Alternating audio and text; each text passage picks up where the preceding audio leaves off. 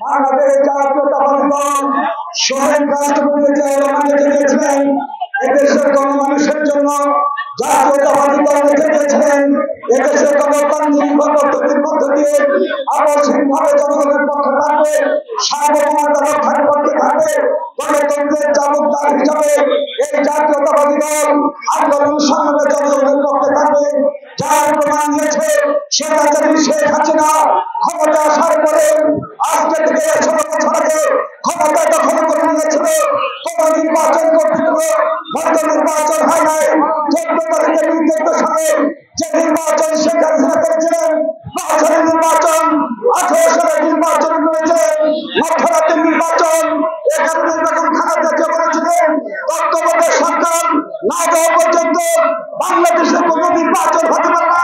তাই প্রমাণ রেখে এই খালেদার মধ্য দিয়ে এবং খালেদা জিয়া যদি শেখ হাসিনার সাথে আপোষ ফর্মুলা করতেন তাহলে তার কারাগারে যেতে হবে না। যদি বেগম খালেদা জিয়া এই সাথে আওয়ামী লীগের সাথে আপোষ করতেন তাহলে তার বিরুদ্ধে 10 বছরের সাজা দেওয়া হয় না। একটা মাত্র কারণ ছিল, বেগম খালেদা জিয়া বলেছিলেন গণতন্ত্রের আদালত আছে, গণতন্ত্রের বাইরে আমি আমি সরকারের সাথে কোন মানুষ বিশ্বাস করি বলে তাকে কারাগারে দিতে হয়েছে। আজকে আমাদের ভারতের জন্য তারেক রহমান আজকে এখন আমাদের মাঝে ফিরে আসছে না। যদি তারেক রহমান কিন্তু এই সরকারের সাথে অনৈতিক শেখ হাসিনার সাথে আপোষ ফর্মুলা করতেন তাকে আজকে 17 বছর নির্বাচনে থাকতে হয় না। আজকে প্রমাণ হয়েছে ওই তারেক রহমান নির্বাচনে থাকার পরে জাতিকে ঐক্যবদ্ধ করেছিলেন। ঐক্যবদ্ধের মধ্য দিয়ে জাতি তার সর্বশেষ ছাত্র জনতা আন্দোলনের সাথে একত্রতা ঘোষণা করে তারেক রহমানের নেতৃত্বে দুর্বার আন্দোলন করে উঠেছে। ৫,০০০ বিএনপি নেতা কর্মীকে হত্যা করা হয়েছে, অন্যান্য ছাত্র জনতাকে হত্যা করা হয়েছে।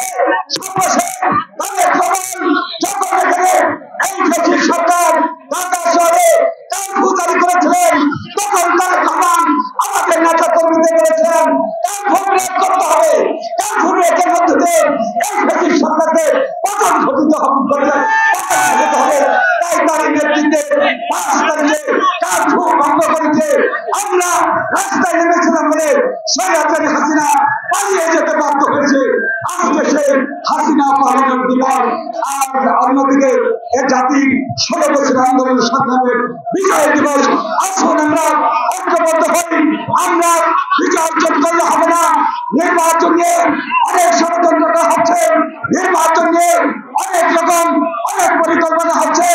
আপনাদের মধ্যে চাই যেমন করে তাদের জমানের নেতৃত্ব ঐক্যবদ্ধ হয়ে সমাজের ফ্যাসিস্ট হামলাকে পতন বাংলাদেশের গণতন্ত্র প্রতিষ্ঠার করা নেত্রী আছে, সেই নেত্রীকে খালেদা খালেদা খালেদা তারেক রহমান তারেক রহমান তারেক রহমান বাংলাদেশের বান তারেক রহমান বাংলাদেশের বান বাংলাদেশের বান দিল্লি না ঢাকা দিল্লি না ঢাকা দিল্লি না ঢাকা দিল্লি না ঢাকা